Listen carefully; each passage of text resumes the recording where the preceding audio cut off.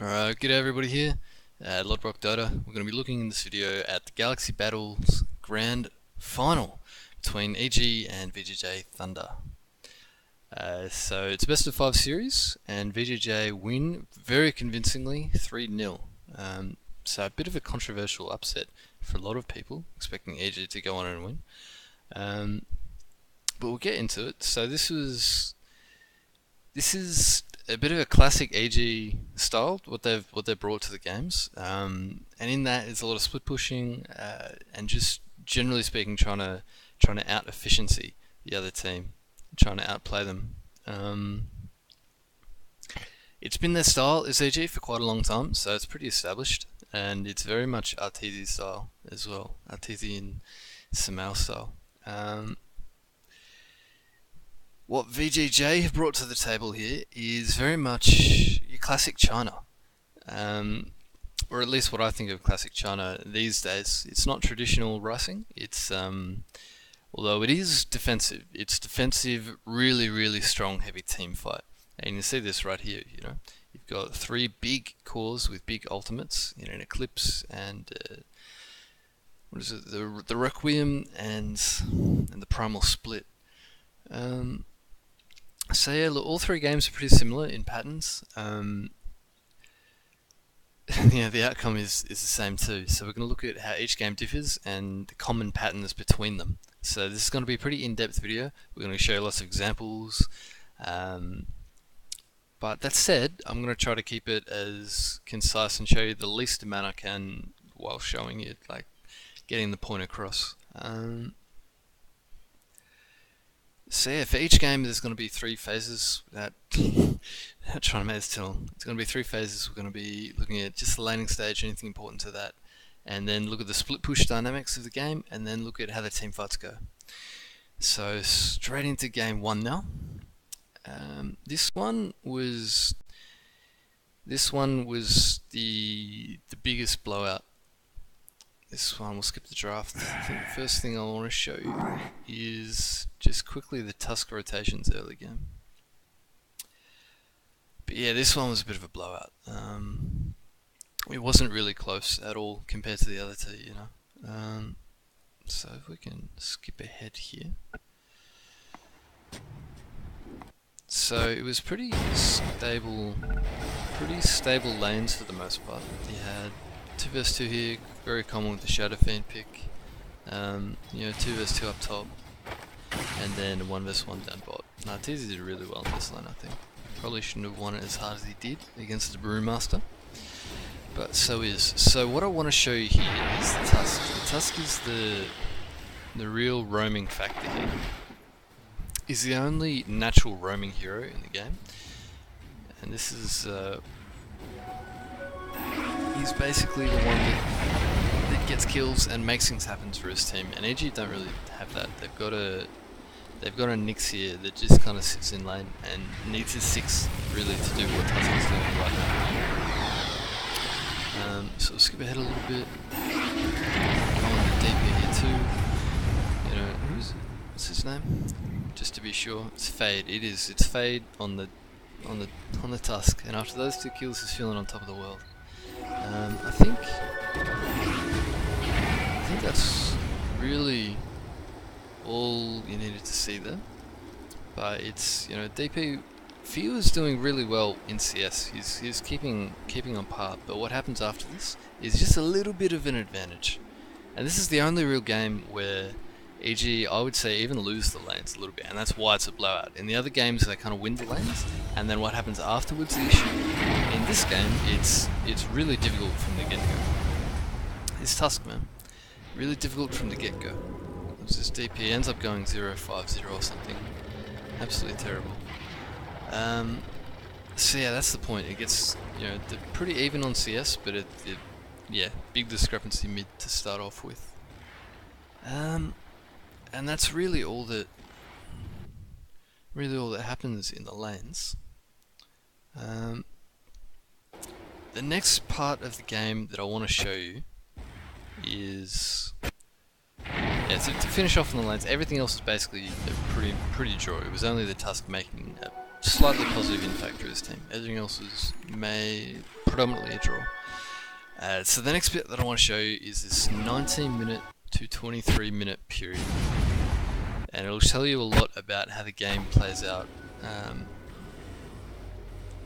I have the split push dynamics of the team, like the map control dynamics. So right now we've got Arteezy's pushing out the bot lane. He got his Lincoln's pretty even on net worth, although VG, well, I'm just going to call them Thunder most of the time. Although Thunder are getting a lot of kills, right?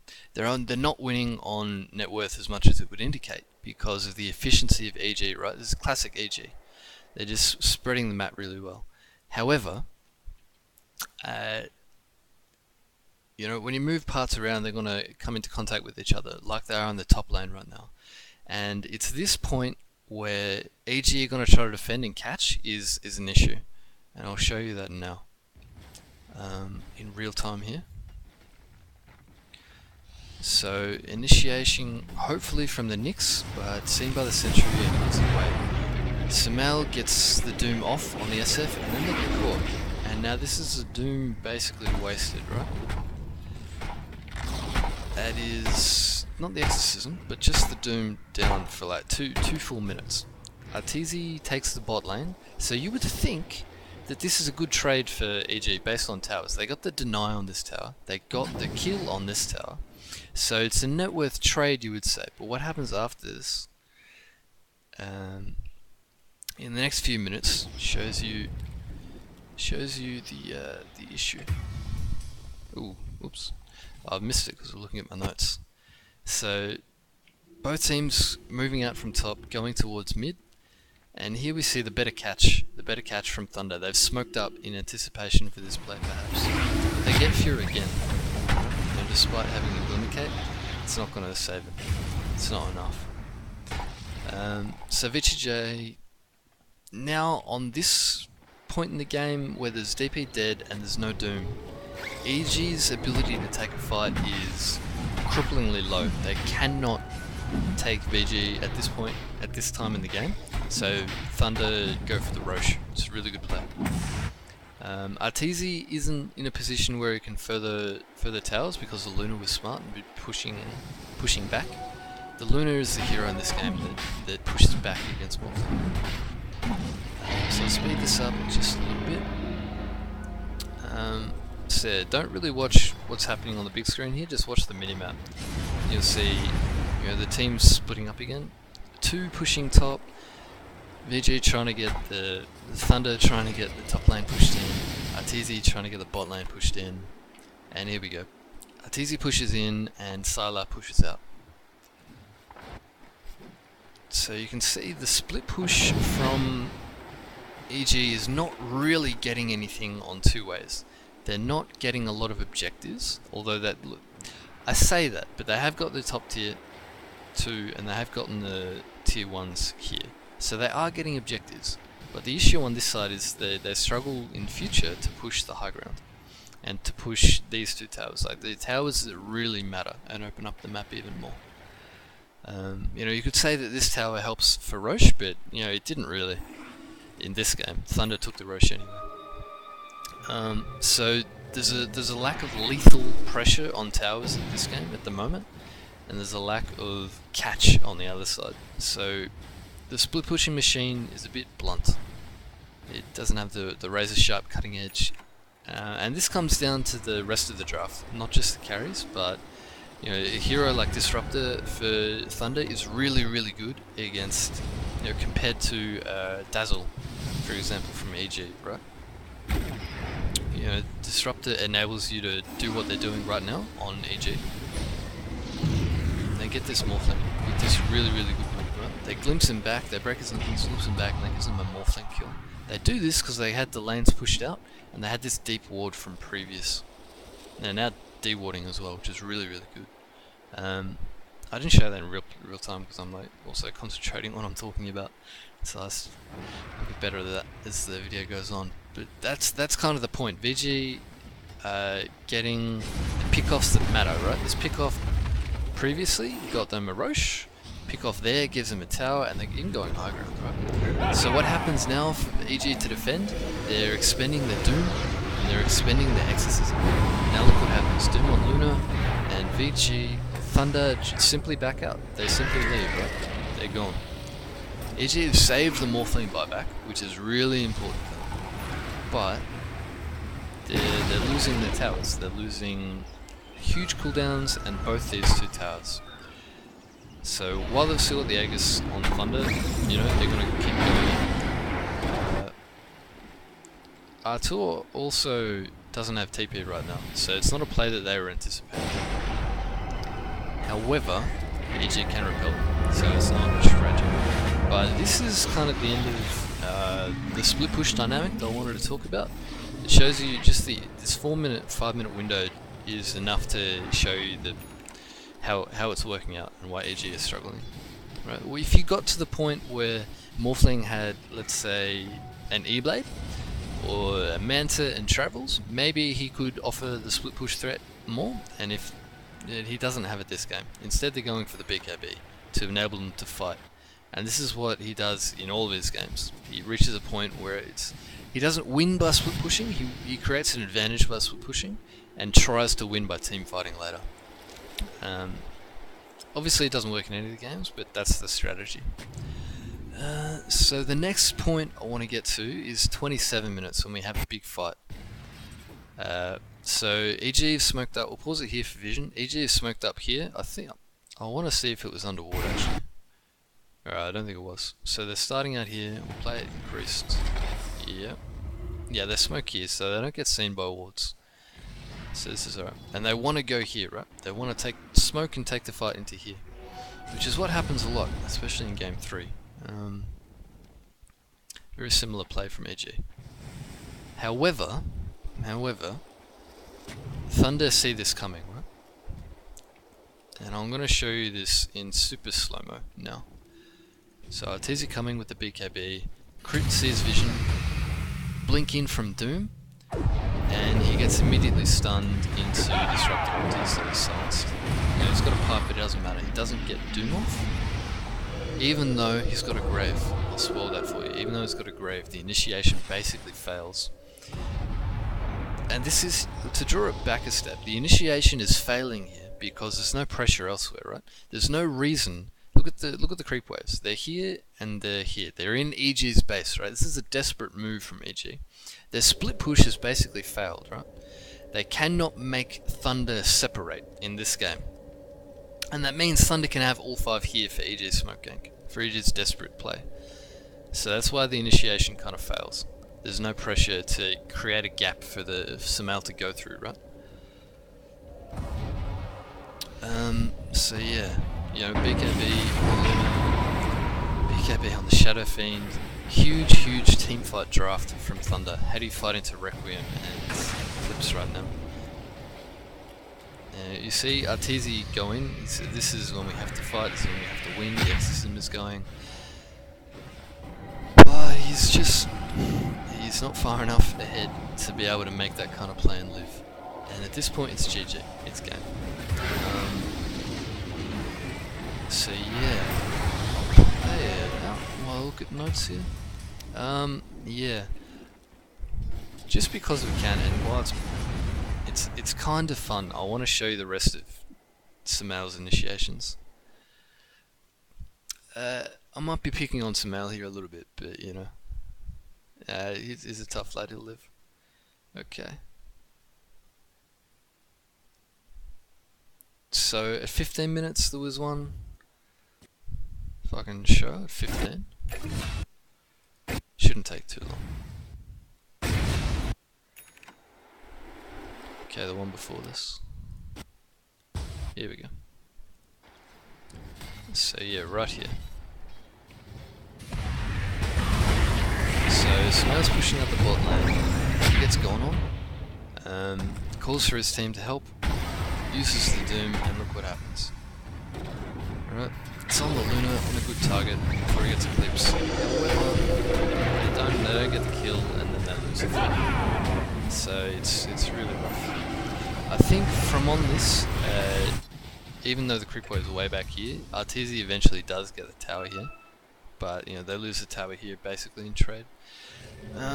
So yeah, that's just another example. It's gonna take too long actually to show you all the dooms, but basically there's about 5 of them. There's about 5 almost identical, you know, one of those dooms where the initiation from EG just isn't there, right? They don't really have the heroes to make this kind of style effective. And with that, we're going to move on to game 2. Oh, what a nice notification. Fantastic. Alright, game 2. Tournaments. Okay, back to notes. Game numero 2. Alright, so this one is 70-minute thriller. Not quite thriller, but yeah, look, we're going to do the same. The lanes were basically a draw, and the lanes were kind of, in the grand scheme, irrelevant to how the rest of the game was.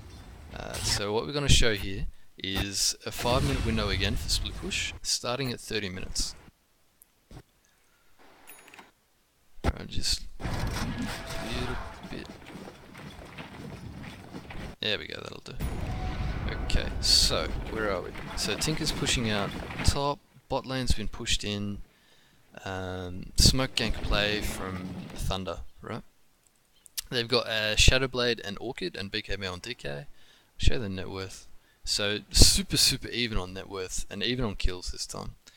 EG have more emphasis on the split push with Tinker. Arteezy can play his split pushing role more heavy, and although it must be said, similar issue with Tinker, he doesn't have lethal damage on buildings, right? He's just a defensive split pusher. However, Sumail has addressed his issue with Doom, and now with Chrono you can't run away, right? You can't run away when you're Chronosphere. So they've tried to adjust for that, right?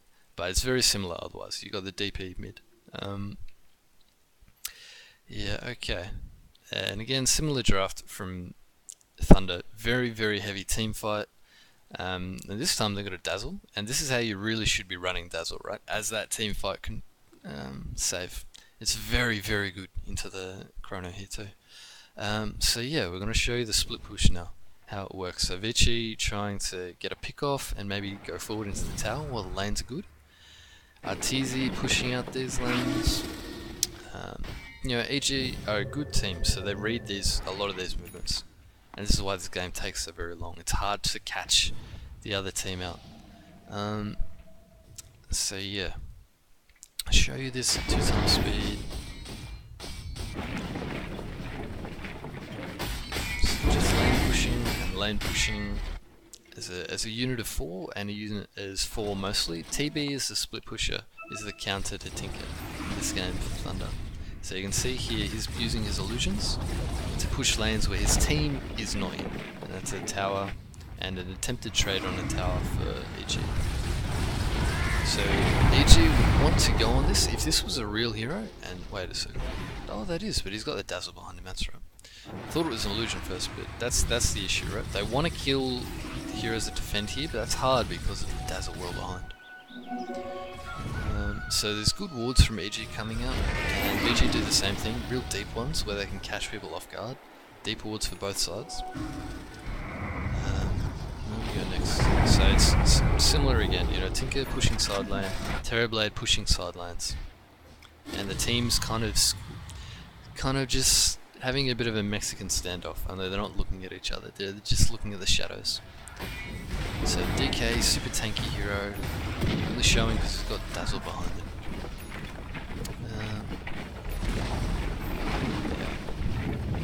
So right now, this is when, if you're EG, I'm going to pause it here, if you're EG and you're controlling this half of the map, basically from this point here, all the way up through mid to this point here, you're controlling the roast side of the map. So this is good from them. This is the valuable half of the map at this point in time. So this is what you want. You want to take that objective, commit the exorcism for it. This is good, right? This is good. Thunder aren't even going to contest, right? So it's good from EG. EG are a team that play good Dota, right? It's just they lose in this game. And the next game is more before that. So who do they give the Aegis to? Sumail? Yeah. So from this point we're at 34, right? So yeah, that's the split push dynamics. The split push dynamics don't change. Basically from 15 minutes when Tinker gets its travels to the end of the game. It's 70 minutes. The big issue for here in this game is the team fight. I've already indicated how it goes, and I need to show you that now in practice. So the first one here at 38 minutes. I haven't shown too much. Alright. So I think this is... Okay, it's not a smoke play, but yeah. Oh, I tease you. Wait, what? I've gone too far forward, I think.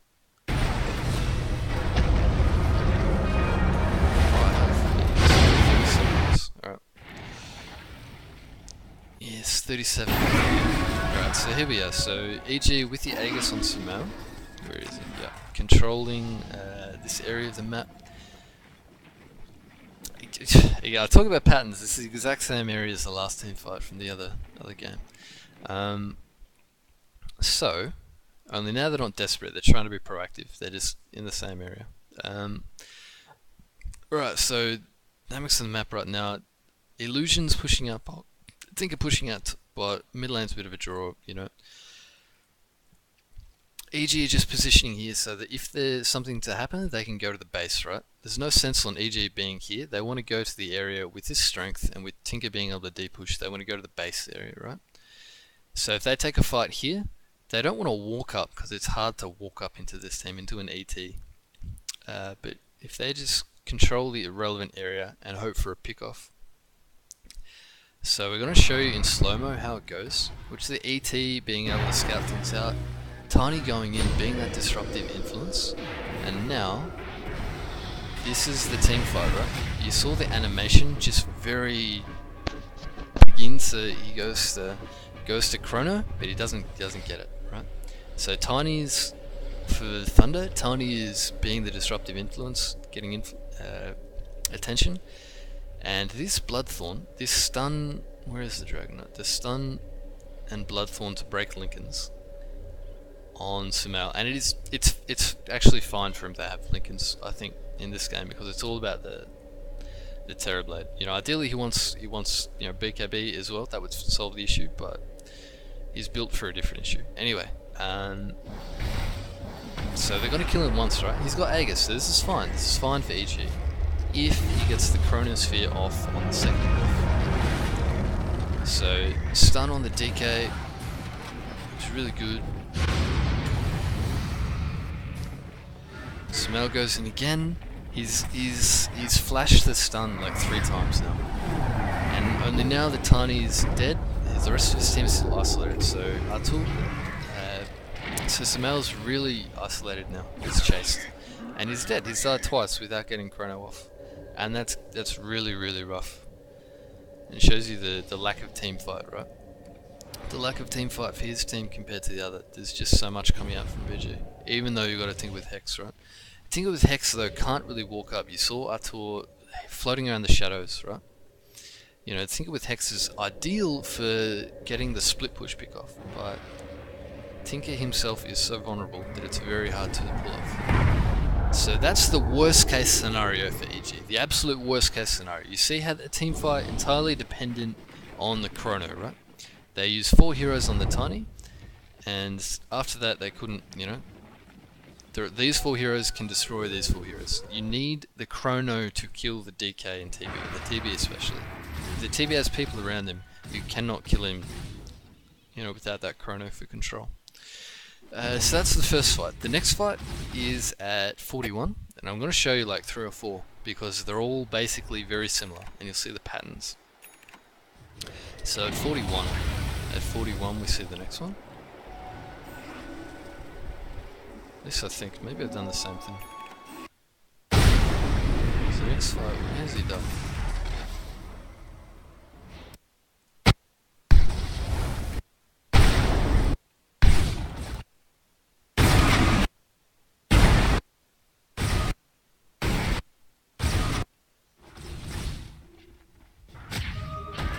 Alright, yeah, bug this fight. The next fight's more important. Oh jeez.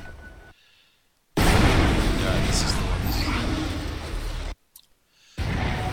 So back onto this. We're gonna wait for the teams to engage. 4 times speed. A couple of seconds now. Alright, here we go. So smoke out from Thunder and smoke out from EG. Lanes are basically at a draw, right? This is how it is. The split pushing is just a draw. Right on the corner of the map, you know, just in a relevant tier 2, tier 1 area here. And mid lane's basically the same. Basically a draw. So both teams are having to 5-on-5 each other if they want to do something. And you'll see how it goes up. So watch the mail here again, because here's the guy with the control. So he sees the DK, reveals himself as this Ordinate, Hex from Tinker, sees the Tiny now. 2-man chrono, right? This is most of the time perfect initiation. 2-man chrono on the enemy core, great. However, look at this disruption from this defensive ability, right? Look at that stomp, a 4-man stomp. You know, Dazzle actually got hexed by Arteezy, right? Huge plays from Arteezy, right? Unfortunately, because of the stomp, it wasn't even necessary to grab the DK. He lived, right? Because of the stomp. So Sumail dies with the chrono being down and nothing being taken. And it's really, really hard for EG from here on. Because these guys are just so tanky. And the DP isn't really as big as them. You know, if this was split push, you know, the net worth of Tinker would be able to do something, but you'll see why he struggles here. So again, they pick off the Tiny. Again, Tiny's demanding the enemy attention, right? Is really being aggressive with these items, with the 4-staff, with the Yules, and with the Blink. It's really good. I love the way he plays this offlane Tiny. It's much better than the carry offlane Tinys that I see in my pubs anyway. But yeah, the fight is basically drawn or won by Thunder. There's no objectives really being traded. And the game kind of goes on. Both teams try to win. It's an arm wrestling match. They've gone to a draw.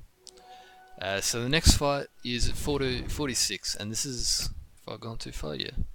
46. Jeez, that's finicky. Okay, 25, that'll do. That won't do, Jesus Christ. Alright, here we go. Jesus. Seems to have got the times wrong a little bit. I've written the numbers down at the end of the fight. Okay. Instead of the start of the fight. Alright. So now we have a similar situation, both teams posturing mid, only both teams have gotten behind the other team, right? So EG on Dire side and Thunder on Radiant side. So Tiny's being that expendable force, doing well. He's got so Tusk goes in, Sumail whiffs the chrono. Absolutely, this is worst case for EG, right? See what happens when that goes down. Sumail doesn't survive it. No heroes are gonna die for Thunder. They're just gonna run. 2 dead for EG. Right, worst case scenario, completely dependent on this Chronos here. This is not really, I'm focusing on Sumail a lot, but that's just the nature of the role that's failing for EG. And that's not purely an individual issue, that's a team issue, right? That Sumail is the only one that can do something about this, because of the nature of the heroes. They've got the Tusk, and he initiates a lot. But the follow-up isn't really there, and that's really due to the double mid, right? They don't have a carry. There's not a lot of synergy in this team. Effective synergy against this team. There's synergy in blow things up in Chrono, but beyond it's really low. Alright, so the next fight is at 52. And this is good. This is how EG want it to play out. 52. Okay.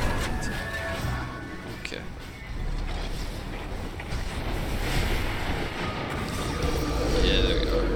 Go back 10. So,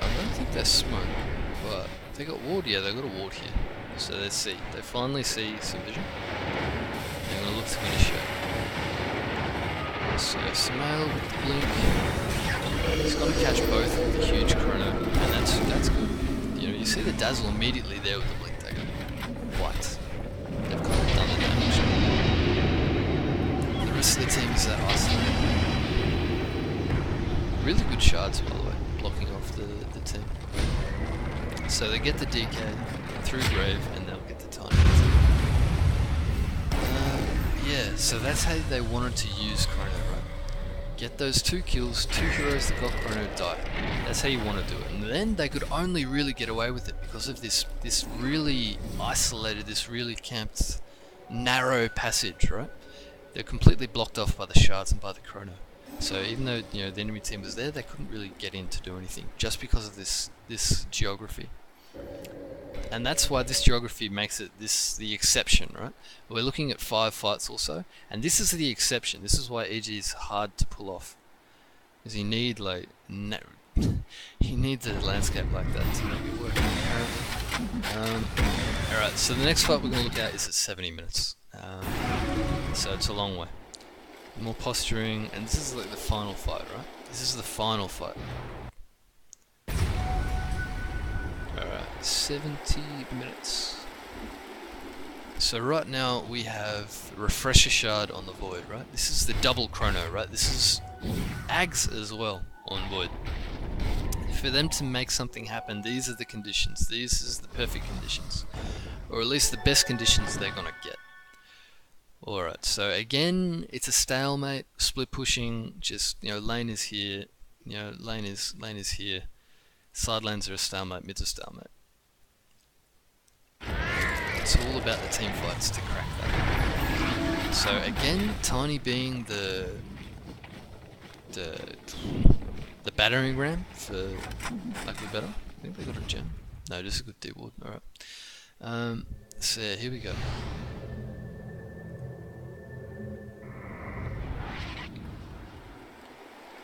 Alright, speed it up just a little bit.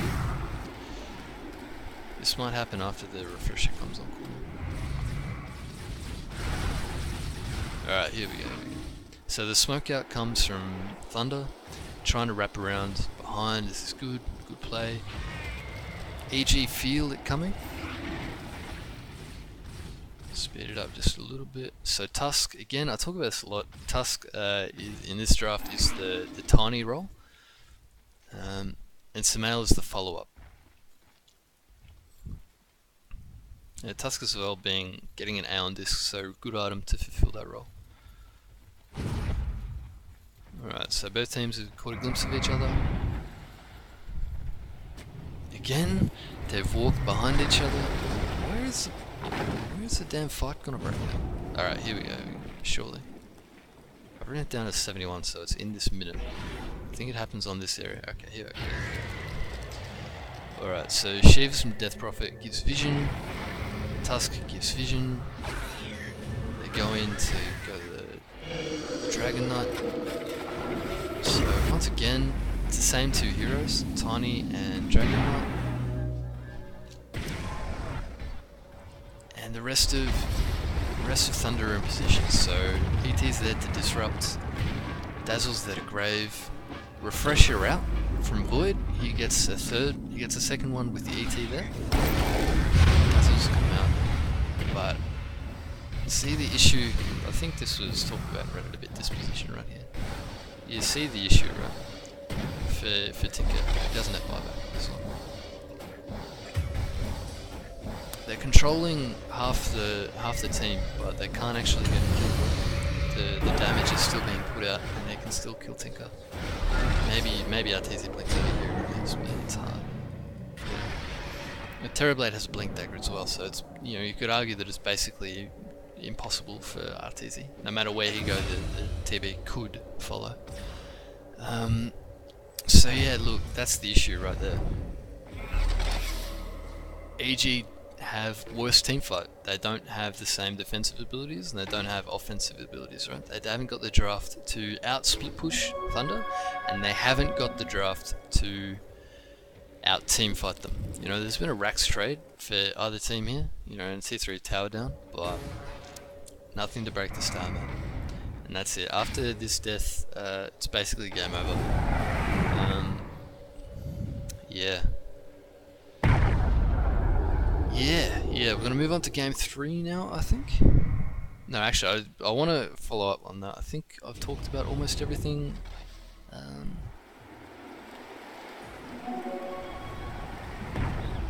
Yeah, no, I think I have. I think I've talked about all the team fight dynamics. So, moving on to game 3 now. Game 3. So, oh, there we go. So I think EG make some good adaptations. I think they understand their issue, and I think they adapt to it.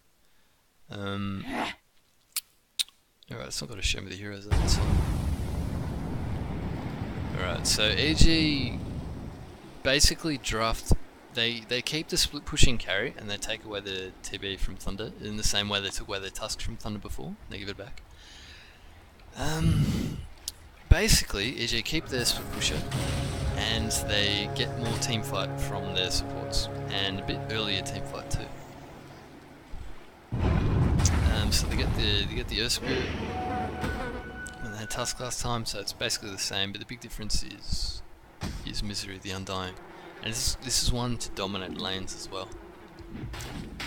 Yeah, okay, so where are we?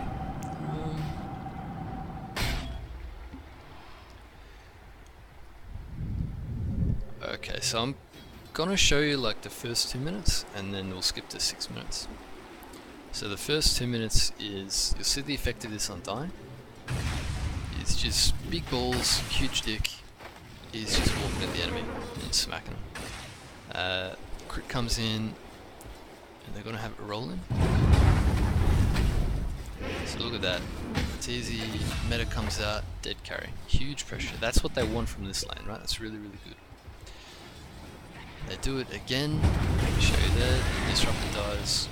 Alright, that's really good. That's what they want. And I should bring up the last hits as we go to 6 minutes now.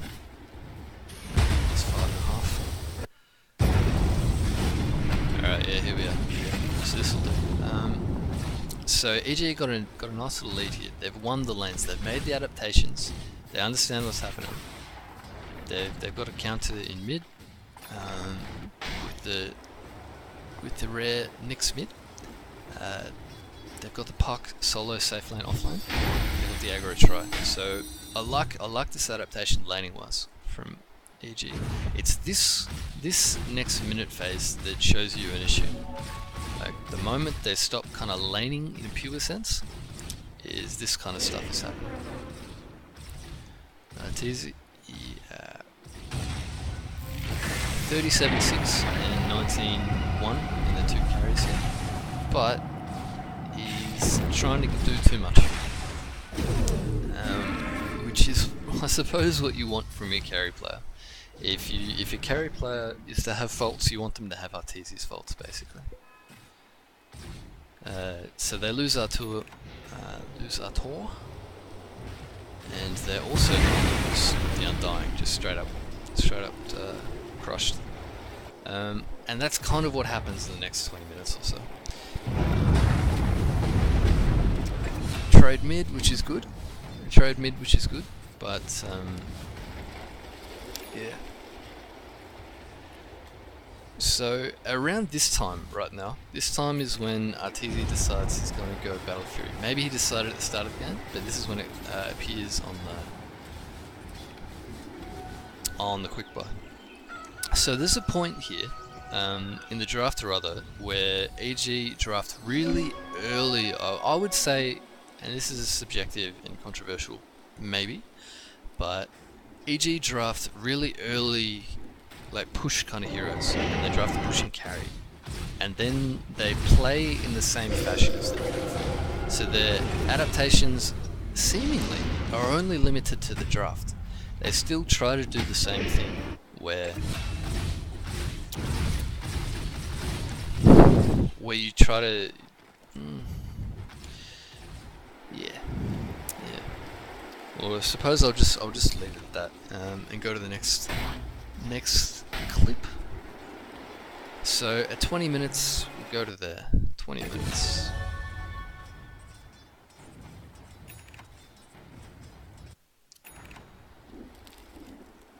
Oh yeah, so this is the really sad pause, isn't it?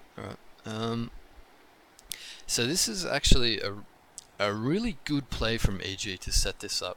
This pause is really bad, you know, ethically and tactically. Because they can burst this Medusa if there's no instant response, and they've got the wards to be able to make this play. They split pushed up here, so that this is the split push actually working, right? EG's split push has developed, right? It's better. Everything about this game is better for EG. Everything. It's a shame for them they can't pull it off. But this is the point where they actually did some good. So they forced a rotation top, and VGJ don't have a tinker or anything that's easy to do. So they isolated a target bot, and they're pouncing on him. They have the wards to do this and all too, so that's really good. However, it doesn't pan out. For strategy's sake, let's just say that it's the pause didn't happen, whatever. So the Medusa lives, and they lose crit on the ES, and a little bit of momentum lost. Right, whatever. So it's this bit now that watch Arteezy's movements. So his really good farming efficiency is just kind of go on over here, and unfortunately, Thunder have predicted this, right? So EG making the split push bot with two heroes, they're pushing up mid with crit, and Arteezy is taking bot and is going for Ancients, right? So it's this point here where he goes back towards here and makes himself vulnerable to this VG play, instead of doing the greedy thing and farming safe woods. So this is again the classic the classic Arteezy, how you catch out Arteezy. Is farming too efficiently. So yeah, Glimpse play as well, they've got Disruptor for this. So for this split push style, Disruptor is 10 times better than Undying, right? And Undying's gone back for a Midas. So it's really sad for him. Sad game for Misery. Well, I think Misery, a bit of an awkward fit into this team at the moment. We'll talk about that a little bit later. So EG do get a trade. They don't, their split push doesn't come up with nothing. They get the tower bot and they get a lot of damage on the tier 2. But I just want to illustrate with that gank that the vulnerability of EG's play, and VG know how to play into it, and they have a very clear game plan. Whereas this hybrid, EG is kind of trying to do everything, right? They're trying to split push, and they're trying to out team fight, and they're trying to outlane. It's really ambitious, and it's really difficult to execute. But I love seeing it. Anyway, okay, so there's a fight at 24. So again, there's a bit of a stagnant.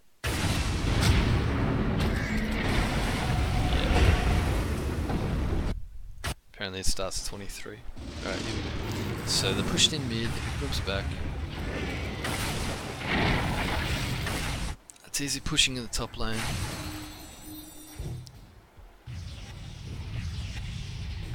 So this is basically a Roche fight. This whole thing is basically a Roche fight.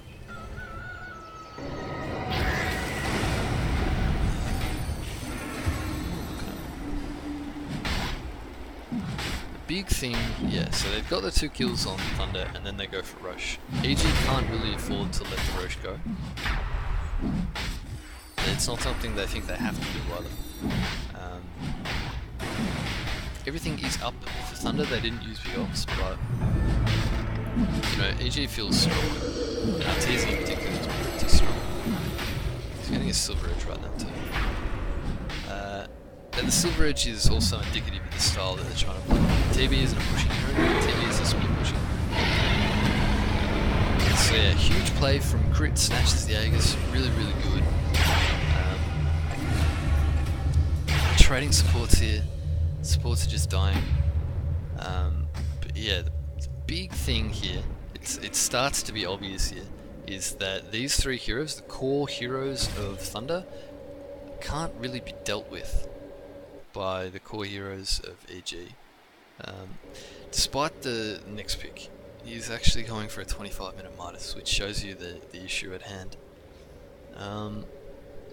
Yeah, so you saw, it's easy despite having, 300 last hits in 25 minutes, 350 last hits in 25 minutes. Whether that can transition into team fight victory is a different question. So yeah. I want to show you 4 more fights in this one. 4 more fights. And I'm trying to make them quick each. So the next one is at 28. Okay, yeah, so split pushing bot here, and we're pushing top. Means a bit of a draw. So they go for the Deucer. I'll show you the complete initiation. So they go on the Deucer, and this is like the vulnerable hero. This is the same situation as when Arteezy died here, right? This is the carry of the enemy team at a position. He should be able to be killed. However, even with a Shadow Blade initiation, with a crit initiation, they can't do it. They got a little over halfway, but the tide is already there. So they a little over halfway is basically not even halfway. So he got his teammates too. That's a huge issue, right? Huge issue. Nice. Man, this guy in Tusk is unreal. Actually unreal. I think they banned the Nightstalker in like all their games. Or like 2 of them that should have been banning Tusk. Maybe. Right, so yeah, that's another issue for EG. They're able to be ganked, and they're not able to gank themselves on the big targets. Alright, so the next fight is at 34 min.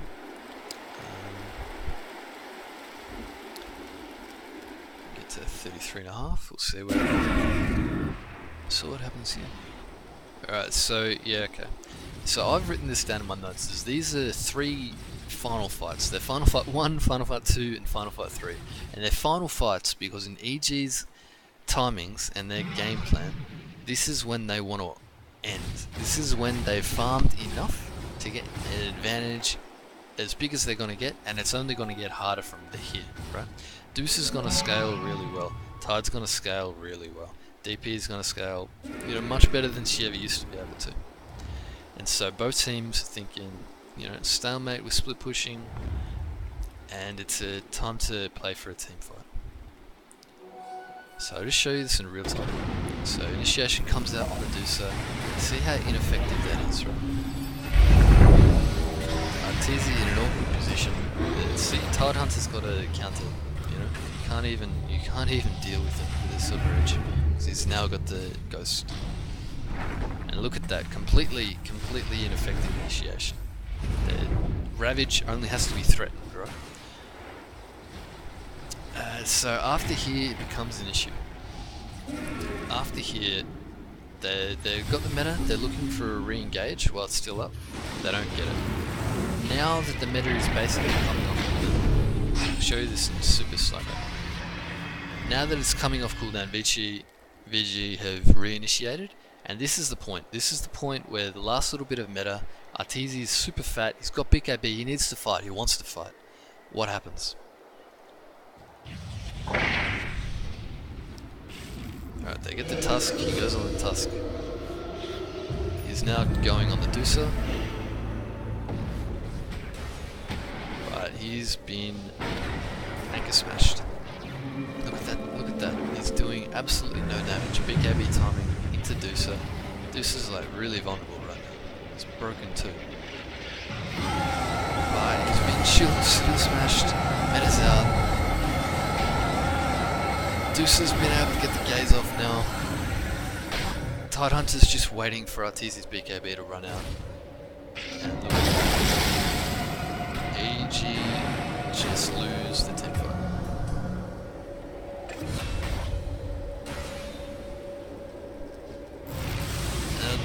Team fights like this, there's actually a million things happening all at once. And I could break it down really detailed, but it's not worthwhile watching. It's not worthwhile watching to the grand essence of the game. I'm just trying to show you as little as possible while making it as relevant as possible. You know, and if we were to talk about those small things, and I didn't talk about what supports were doing that fight or anything, you know, you'd see why it makes it harder for either carry, or why it makes it easier for either carry. But that's a little too deep for what we're trying to do.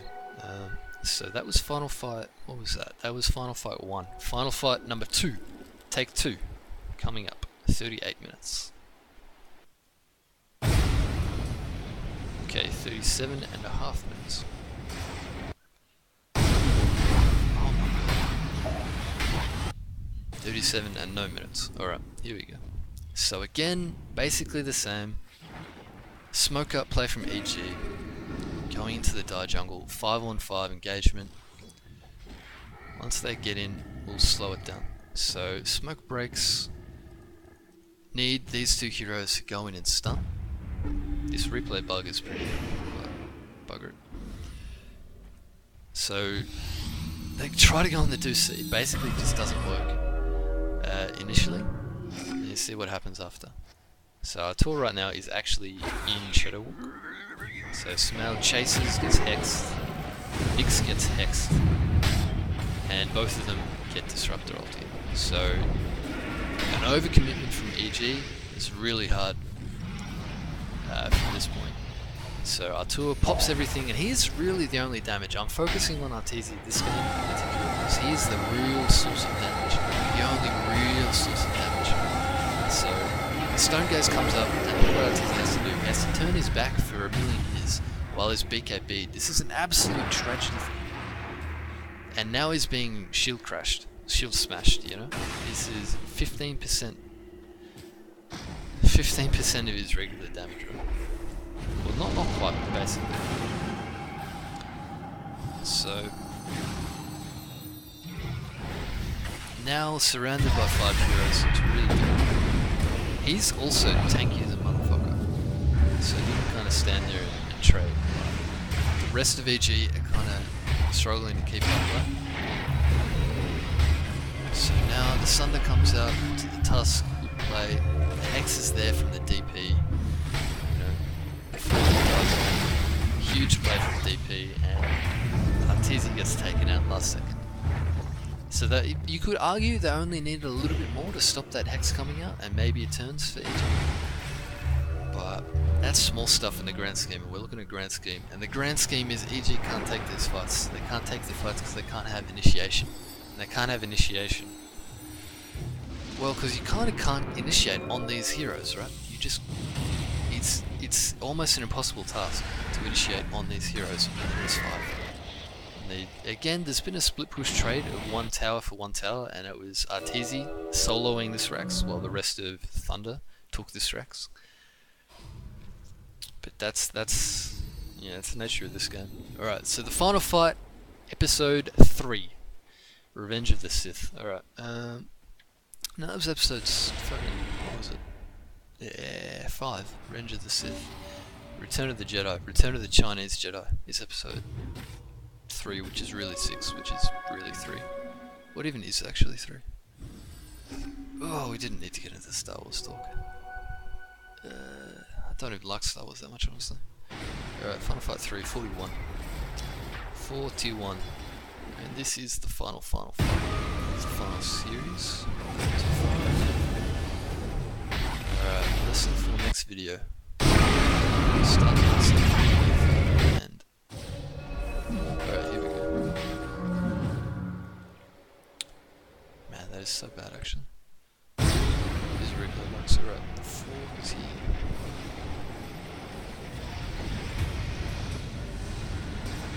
Alright, right. So it's a Roche fight. Roche is the objective again in these kind of stalemate fights.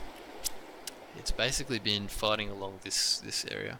All of these fights, all of the time, have been either, you know, here, or, you know, maybe down here, or most of the time up here. It's been this kind of quadrant, this kind of zone right here, and that's indicative of EG as the protagonist in the map. I actually don't want to say protagonist. I want to say aggressor.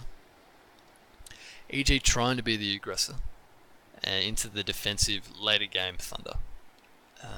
Anyway, so for this final fight, let's see how it goes. So they're going on the Roche. TZ uses meta. Coil comes out to prevent them going into the Roche. And it's just 5 heroes standing here, 5 heroes standing there. Slamgaze comes out. It's fine. Okay. So meta popped. BKB is still up. This is when TZ wants to fight. It's been shield smashed, unfortunately.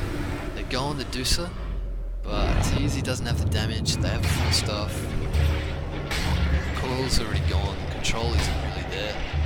EG are chasing up. They're chasing through the static storm. Misery's gonna fall now. Artesian under a lot of pressure. BKB down. Ravage cleans him up, and they're in a lot of trouble now. It's really desperate for EG. They no longer have meta. That's the big issue. They no longer have meta. So when he's up, he's immediately hexed, and he's about to be bursted. Oh, he gets the cheese off actually. He gets the cheese. He's going to be done again.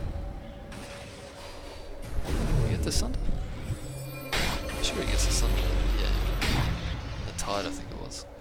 Alright, anyway. So yeah, they bring him really low. This is an epic boss fight. Using all your resources, but EG are gonna lose out. They're gonna lose TB, and then they're gonna lose the rest of the heroes, and it's GG. I'll let that play out from Misery perspective while we conclude the game, I think. So yeah, again, same. All 3 games have been really similar, and I wanted to show you the nitty gritty of each, so you can see for yourself. You know, it's one thing for me to be able to tell you that it's like that. It's another for me to like show you straight away with examples. So. It was a really strong, you've got to give credit to Thunder. You've really got to give credit to Thunder. Really strong drafting. They had a very clear game plan. Everybody was on the same page. Everybody knew what they had to do. Fantastic display from them. On the other side, bit of an awkward display from EG.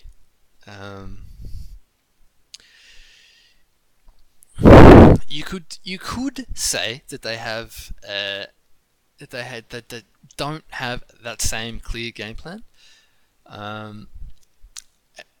In the way that they're splitting it, they're making a hybrid game plan between split pushing and team fighting, because they're not going either way. They're not actually going to win the game by split pushing.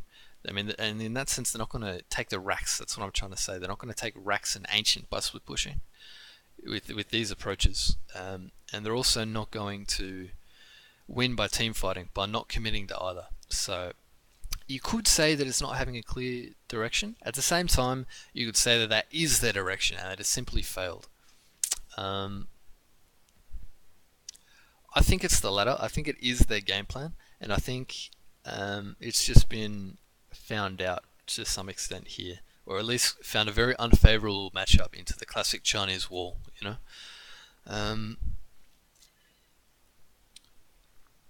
I think a lot of the issues with the split pushing from EG came down to not having catch or not having damage for that. You know, in game 1 there was really ineffective team fight from the crit and doom. In game 2, ineffective team fight from the void and the tusk, and it's kind of the same in the puck and the yeah, it's kind of same with the game 3. In game 3 they got more team fight. They got even more. And the difference is, I think what gave them the big edge for this game was having fear on the Nyx rather than the DP. The DP came up really awkward in the first 2 games. It didn't provide damage and it didn't provide control. where that's I think the Knicks was trying to do. So that was a step in the right direction. Fear's place as a mid, I think, is the one to develop the most for EG. What heroes I would like to see him on, I don't know. That's a discussion for another time. But yeah, I think you saw the right kind of adjustment from going from the DP to the Knicks. Yeah, yeah. What else have I written on those notes here?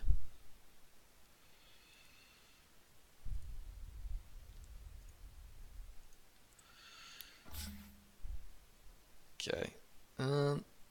Yeah, I think the last point that I want to make again about EG, because they're more of the story. VG Thunder are a bit of the upset, but they weren't doing anything massively interesting. It was just really solid Dota, right? Just really solid Dota. I think people just got surprised that they weren't able to play at this level, that they were able to play at this level.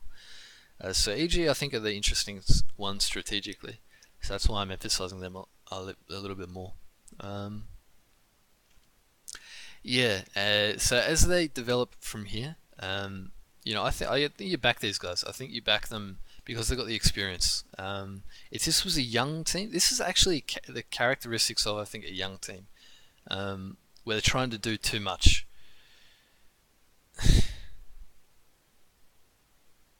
Yeah, they're really trying to do too much in a sense. So I think Misery and Fear, if you could pick two out of anybody in the Dota scene to lead this team going forward, it's those two guys. Maybe a chuck in a Kuro, because Kuro's a legend. But